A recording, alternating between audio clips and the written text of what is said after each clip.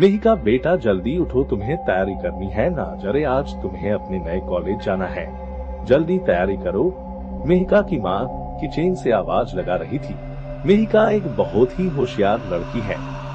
उसने अपने दम पर एग्जाम पास किया और वो भी बिना एक्स्ट्रा खर्चा किए, यानी कोई भी ट्यूशन लगाए बिना। यही बात घर में सबको पसंद भी मेहिका की सबकी चहेती बेटी है। वो मेहिका ने अपनी सारी चीजें बैग में भर ली थी। उसके चाचू ऑटो लाने के लिए गए थे। बाहर से चाचू ने आवाज लगाई, अरे छोटी, तैयारी हुई कि नहीं, ऑटो आ गया है। चाचू मेहिका को छोटी के नाम से बुलाते थे। सब सामान लेकर मेहिका और उसकी माँ नीचे आ गए थे। ऑटो में मेहिका के साथ उसके चाचू रेलवे स्टेशन चले गए। वहाँ से शहर का रास्ता कुछ घंटे भर का था। मेहिका का एडमिशन शहर के बड़े से कॉलेज में हो गया था। उसको हॉस्टल भी मिल गया था। बाहर रूम लेके रहना उसको एक्स्ट्रा खर्चा लग रहा था, सो वो नहीं किया था। मेहिका जल्दी से कॉलेज के गेट से अंदर गई और सीधा अपने हॉस्टल की तरफ पहुंची। वहाँ बहुत भीड़ थी, लेकिन सबको रूम्स मिलने वाले थे तो कोई टेंशन नहीं था। आखिरी में मेहिका का नाम लिया गया। उसको एक रूम मिला, लेकिन उसकी साथ वाली लड़की ने वहाँ जाने से मना किया। पूछने पर बिना बोले ही चली गई। वो वार्डन ने मेहिका को आवाज लगाई और कहा, देखो बेटा, एक ही रूम है और वहाँ कोई दूसरी लड़की तुम्हारे साथ रुकना नहीं चाहती। अगर तुम्हें वो चाहिए तो मैं वो तुम्हें दे सकती हूँ। अगर बाद में कोई लड़की आएगी तो मैं उसको तुम्हारे रूम में शिफ्ट करवा दूंगी, लेकिन तब तक तुम्हें अकेले रूम में रहना होगा। बोलो मंजूर है तो यहाँ नीचे अपना नाम और पता और फोन नंबर दे देना। मेहिका वैसे छोटे शहर से थी और उसको किसी बात का डर नहीं था। उसने तुरंत हाँ कहा और अपनी सारी जानकारी वहाँ भर दी। वार्डन ने उसको रूम की चाबी दे दी और कहा कि कुछ भी तकलीफ हो तो मुझे आकर बोले। वार्डन मैडम नीचे के कमरे में रहती थी। वैसे बोलने में वो काफी अच्छी लगी। मेहिका ने अपना सामान उठाया और अपने रूम की तरफ जाने लगी। उसके बगल में सभी रूम थे तो उसको कोई परेशानी नहीं लग रही थी। रूम अंदर से काफी साफ सुथरी थी। वो रूम 2 लोगों के लिए थी। 2 बेड और अलमारी। उसने अपना सामान रूम में एक जगह रख दिया और फ्रेश होने चली गई। फिर आने के बाद अपने बेड पे लेट गई। दिन भर की थकान से उसको नींद आ रही थी। सोचा कि चलो घर में बात कर लिया जाए। उसने मोबाइल उठाया और घर में फोन लगाया। हेलो माँ, मैं पहुँच गई, रूम भी मिल गया, कोई परेशानी नहीं, तुम चिंता मत करो। ऐसे बोल के मेहिका ने फोन रख दिया। अब वो थोड़ी देर सोना चाहती थी। नींद में उसको पता ही नहीं चला कि रात के 8 बज गए हैं।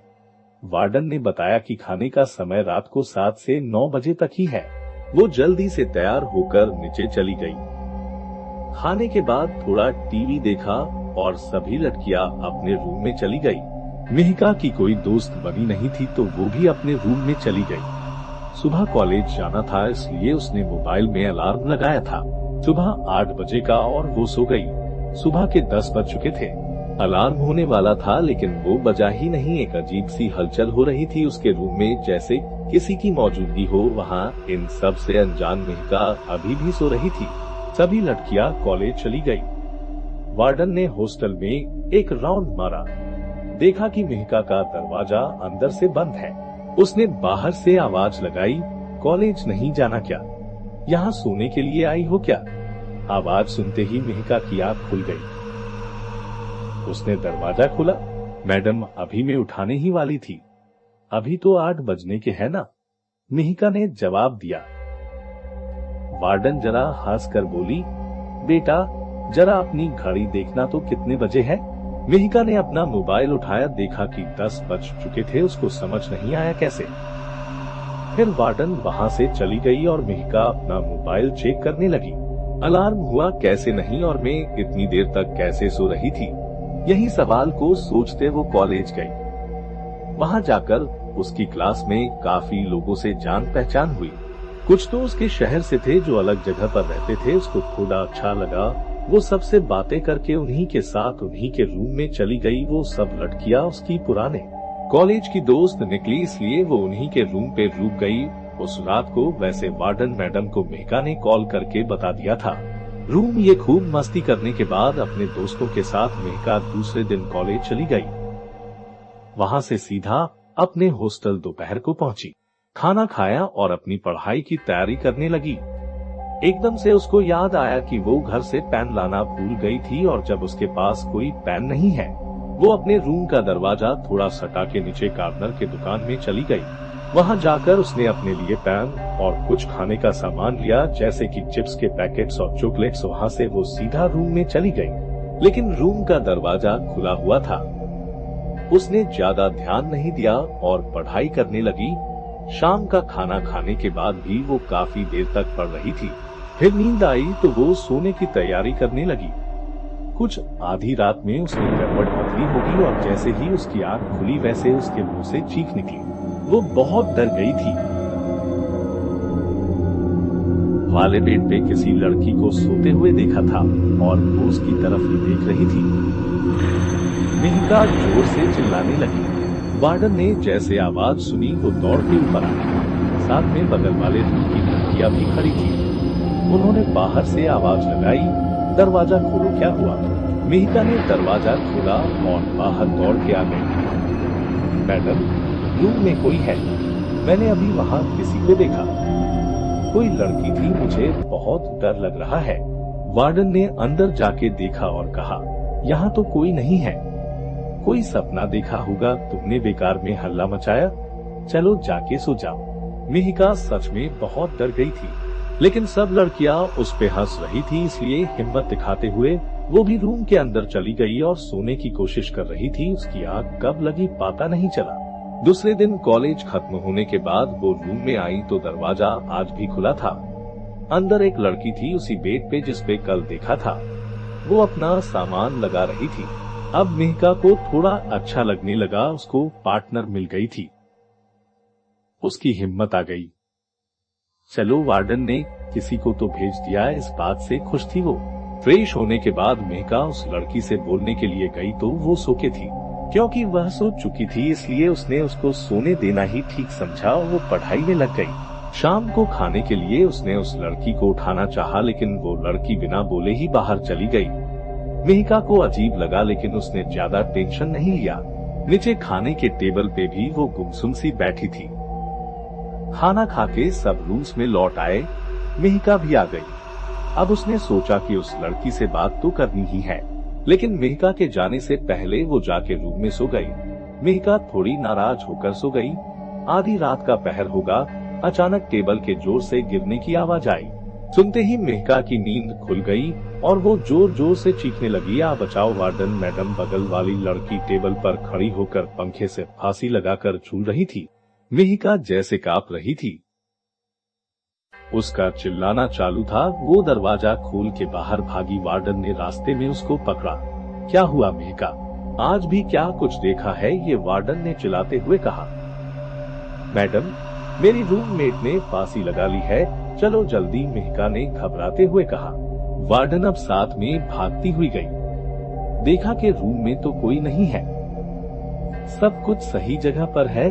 तब उसको गुस्सा आया। उसने मेहिका को वार्निंग दे डाली, मेहिका, ऐसे तुम सबको परेशान करोगी तो मुझे तुम्हें हॉस्टल से निकालना होगा। बेकार में हल्ला मचाकर सबकी नींद खराब करती हो तो। नहीं मैडम, मैं सच बोल रही हूँ। मेरे रूम में कोई लड़की कल दोपहर से मेरे कमरे में है, मेरा यकीन करो मैडम, मेहिका रोते हुए बोली। वार्डन मेहिका को नीचे लेकर गई। उसने अपने रजिस्टर निकाले, उसके रूम का पेज निकाला, उस पे एक ही नाम था और वो था मेहिका का। वार्डन ने कहा, उस रूम में सिर्फ तुम ही रहती हो बेटा और कोई नहीं।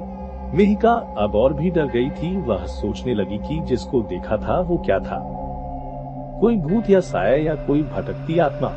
लेकिन वार्डन के सामने कुछ बोल नहीं पाए। उसको मजबूर होकर रूम में जाना पड़ा। अब उसने अपने रूम का दरवाजा खुला रखा और सोने की कोशिश कर रही थी, लेकिन उसको नींद नहीं आई। सुबह कॉलेज जाकर अपने दोस्तों से वो सब किस्सा बता रही थी। दोस्तों ने उसको हिम्मत दी और कहा कि डरो नहीं, तुम्हारा वहम होगा, ज्यादा सोचो मत। लेकिन मेहिका को पता था ये उसका वहम नहीं था। अब शाम होने को थी। खाना खाकर मेहिका रूम में आई और पढ़ाई करने लगी। मन नहीं लग रहा था। फिर सोने की कोशिश करने लगी। नींद लगती और थोड़ी देर बाद कल रात वाली बात से नींद खुल जाती। रात के करीब 1 बज रहे थे। उसकी आंख खुली और वो लड़की फिर से दिखना चालू हो गई। वो अपने बेड पे बैठी थी। मेहिका ने उससे बात करनी चाहिए, लेकिन वो बहुत ही ज्यादा गुस्से से मेहिका की तरफ देखने लगी। उसकी लाल डरावनी आंखें देख के मेहिका के मुंह से आवाज भी नहीं निकल पा रही थी। वो लड़की धीरे धीरे मेहिका की तरफ आ रही थी और उसने मेहिका से कहा, हरदार, अगर मेरे बारे में बाहर किसी को बताया तो अंजाम ठीक नहीं होगा। उसका भयंकर रूप देख के मेहिका रोने लगी, गिड़गिड़ाने लगी, मुझे छोड़ दो, मैं तुम्हारे बारे में किसी से कुछ नहीं कहूंगी। लेकिन थोड़ी देर में मेहिका को दिल का दौरा पड़ गया और उसकी की मौत हो गई। सुबह जब वार्डन ने दोपहर के बाद भी मेहिका को कमरे से बाहर नहीं देखा तो वो उसके कमरे के पास पहुंच गई। दरवाजा सिर्फ सटा के था। उसने जैसे ही दरवाजा खोला, रूम के अंदर का नजारा देख वार्डन की चीखें निकली और वो वहीं बेहोश हो गई। मेहिका की बॉडी पंखे से लटक रही थी। बाजू की लड़कियां भी चिल्लाने लगी। पुलिस ने आकर रिपोर्ट दर्ज की और वार्डन को अस्पताल पहुंचाया। पूछताछ हुई लेकिन कुछ हाथ नहीं आया। इतनी होशियार लड़की आत्महत्या कैसे कर सकती है, यही सवाल सब कर रहे थे। वार्डन ने यह जिम्मेदारी अपने ऊपर लेते हुए वह नौकरी छोड़ दी। उसको मेहिका की मौत का बड़ा अफसोस हुआ। मेहिका के घर वाले भी सदमे में थे। कई दिनों तक उस रूम में कोई रहने नहीं आया। वार्डन भी अब नहीं आ गई, लेकिन उस रूम के बारे में सबको सवाल थे, जवाब किसी के पास नहीं था। कुछ साल भर के बाद उस हॉस्टल के रूम में एक नई स्टूडेंट रहने आई। इस हादसे के बाद वहाँ कोई लड़की रहना नहीं चाहती थी। उस रूम के पास के भी रूम खाली थे। लेकिन एक दिन एक लड़की का एडमिशन हुआ कॉलेज में और वार्डन ने उसी रूम की चाबी दे दी।